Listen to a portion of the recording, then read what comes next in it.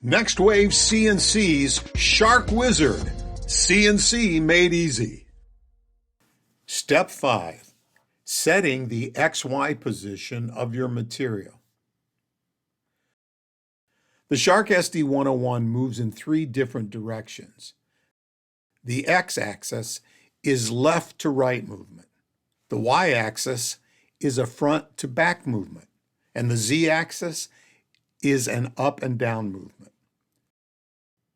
For this step, your machine must be registered with Next Wave CNC and connected to your PC or laptop using the USB-A to the USB-B cable included with your purchase. Assuming the router bit and material are already secured to the SD101's bed, open, ready to control. Using the jog movement commands, move the SD101 to the center mark on your material. To better locate this point with the bit, move the Z-axis close to but not touching the material. The Z-axis will not be set in this step.